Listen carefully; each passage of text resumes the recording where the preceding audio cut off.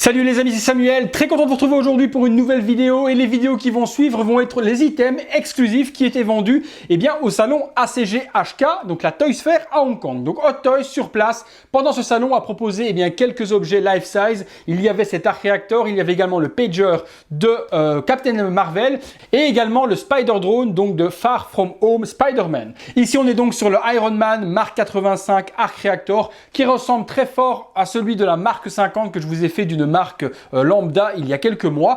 Ici c'est sous licence, c'est de l'officiel, c'est sous Marvel, c'est du Hot Toys et c'est sous la licence Avengers Endgame. Au niveau du visuel, on a une jolie boîte vitrine dans laquelle on voit l'arc réacteur de la Mark 85 qui est représenté derrière la vitrine. On a également sur la boîte une notification qui nous dit donc que l'arc réacteur est magnétique et qu'il y a un système de light-up intégré. Ça m'aurait étonné de la part de Toys qui ne mettent pas de lumière. Maintenant, est-ce facile à allumer ou pas? On va le découvrir tout de suite après. Sur la boîte, on a toute une architecture qui ressemble à une armure d'Iron Man. Sur le côté, on revient sur une petite boîte vitrine avec marqué donc Iron Man Mark 85 Arc Reactor Life Size Collectibles. Les logos habituels sur l'arrière sur fond rouge avec le petit logo Iron Man. Le petit Marvel stickers holographique qui prouve que ce n'est pas une contrefaçon. Sur le dessus, on revient sur la boîte vitrine et sur le dessous, le logo Avengers Endgame. On passe tout de suite au contenu. Allez les amis, on est parti, on ouvre ça, hop, j'ouvre proprement et je vous fais découvrir ce qu'il y a à l'intérieur. Alors, un petit carton très fin, donc faites attention de ne pas le déchirer pour ceux qui conservent les boîtes intactes. Hop, on sort le petit blister.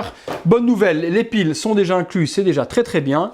On ouvre le tout et on découvre ça ensemble. Alors, on a une seule pièce pour le moment, qui est donc l'arc réacteur sur un socle.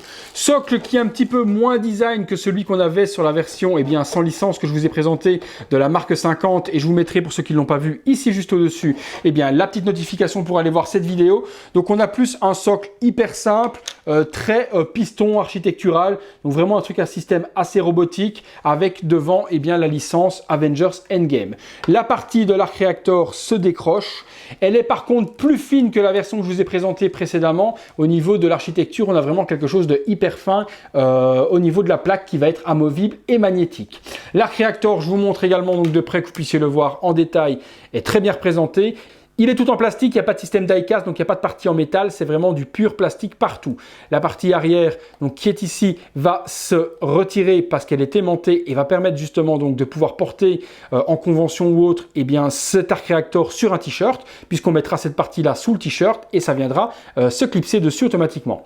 On voit également donc que la partie pile se trouve ici, il y a 3 petites piles qui sont fournies, qui sont juste là, et qui sont inclus à mettre à l'intérieur, donc ça on va le faire ensemble, et le petit bouton pour l'allumer on-off se trouve ici.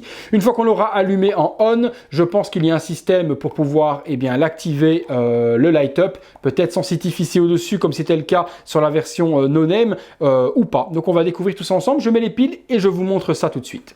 Voilà les amis, les piles sont mises, donc ça s'allume avec le petit bouton qui est là et forcément c'est du Hot Toys, donc il faut dire ce qui est, Hot Toys est le roi du n'importe quoi.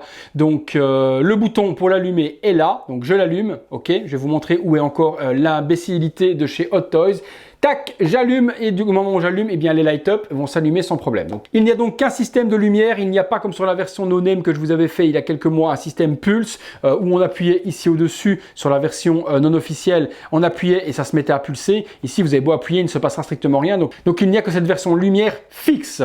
Où je vous dis que Hot Toys est encore super débile, c'est simplement le fait que si vous le mettez sur le t-shirt, regardez ce que je vais vous expliquer. La partie arrière va venir se clipser et vous n'avez plus accès au bouton. Donc si vous voulez l'allumer et l'éteindre avec le t-shirt, c'est juste pas possible. Il faudra l'enlever, ce qui veut dire que cette partie-là va tomber dans votre t-shirt puisqu'elle n'est pas tenue. Et, vous allez pouvoir activer et désactiver le bouton. Mais dès que vous remettez la tâche, vous n'avez plus du tout accès à ce bouton. Donc merci Hot Toys d'être encore débile profond et de mettre l'interrupteur là. Quelle a été la difficulté de le mettre ici? Il faut m'expliquer au lieu de le mettre là, pourquoi vous n'avez pas mis l'interrupteur là. Ça aurait été plus simple à partir du t-shirt de l'allumer et de l'éteindre ici au lieu de devoir tout démonter, éteindre, allumer, reclipser. Et voilà, donc c'est du Hot Toys tout craché, ils n'ont pas dû penser que le petit interrupteur qui était là est plutôt embêtant. C'est le même problème sur le socle, je vous l'explique pourquoi. Une fois que vous le mettez sur le socle, eh bien pour l'activer et pour l'éteindre, regardez, vous n'avez pas accès au bouton. Le bouton est masqué également, ce qui veut dire que si vous voulez activer le bouton ou le désactiver, je baisse un petit peu la caméra pour vous montrer, voilà. Donc voilà, mais si vous voulez allumer le bouton, je vous montre, hein, vous ne pouvez pas venir l'allumer directement ici derrière, c'est pas possible, hein, vous n'avez pas de bouton accessible pour venir allumer le Arc Reactor, il faut le retirer de la base complète, il faut activer le bouton et puis là le reposer.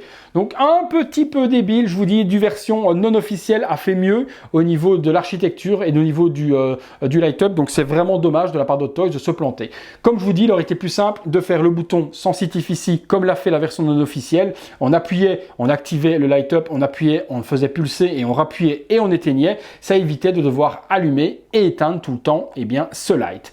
Bon, mis à part ça, c'est joli, c'est joliment fait, c'est voilà, c'est pas dégueulasse, hein, c'est du sous licence, donc tant mieux. Mais il est dommage de ne pas avoir pris eh bien, copie sur la version non officielle pour faire quelque chose eh bien, d'ultime sous licence. Voilà les amis, vous avez vu eh bien, le produit. On passe tout de suite à la conclusion. Donc voilà les amis, petit produit de chez Hot Toys, rapidement sorti, hein, parce que je vous dis c'est sorti directement, on a eu l'annonce et quelques jours après c'était dispo à la ACG/HK, donc je pense que c'est pour ça qu'ils ne sont pas trop embêtés sur la réalisation, c'était un produit qu'il fallait sortir rapidement, donc ça coûte pas très cher, c'est dans les 100-130 € dans ces eaux-là, donc c'est pas quelque chose de super excessif, mais la version non officielle était aux alentours de 99 $, donc 90 €, donc je trouve que franchement pour de l'officiel, ils se sont pas vraiment foulés. Les seuls petits bémols que je peux reprocher à ce Arc Reactor, c'est comme je vous l'ai dit, déjà le système Pulse qui n'existe pas, donc on ne peut pas donner un système avec un troisième bouton, donc une troisième possibilité off, on ou Pulse, donc ça il n'y a pas.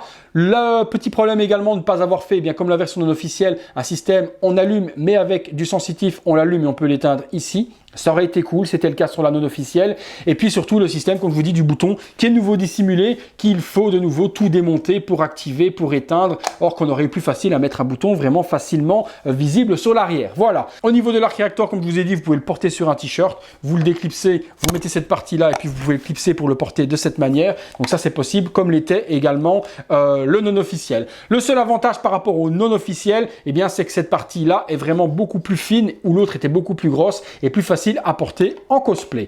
Mis à part ça, ma foi, voilà, si vous êtes fan de tout ce qui est sous licence, c'est celui-là qu'il vous faudra. Malheureusement, la version non officielle est difficilement trouvable aujourd'hui et pratiquement sold out. Donc, vous devrez, si vous voulez un Arc Reactor de la marque 50 ou de la marque 85, vous rabattre sur celui-là. Donc ça reste un très beau produit, il est bien réalisé, il est juste au niveau par contre architectural et au niveau ingénierie mal conçu pour le light-up. Voilà les amis, c'est tout pour cet Arc Reactor, je vais vous laisser en compagnie du visuel 360 degrés et bien du produit. Comme toujours, dites-moi dans les commentaires ce que vous en avez pensé. À nouveau, est-ce que Hot Toys a un problème avec les lights et avec les boutons? Je pense que oui, dites-moi ce que vous en pensez dans les commentaires. Et puis si la vidéo vous a plu, vous likez. Vous vous abonnez juste là si vous ne l'avez pas encore fait. Et puis on se revoit très bientôt pour une prochaine vidéo. Merci à tous les amis, salut.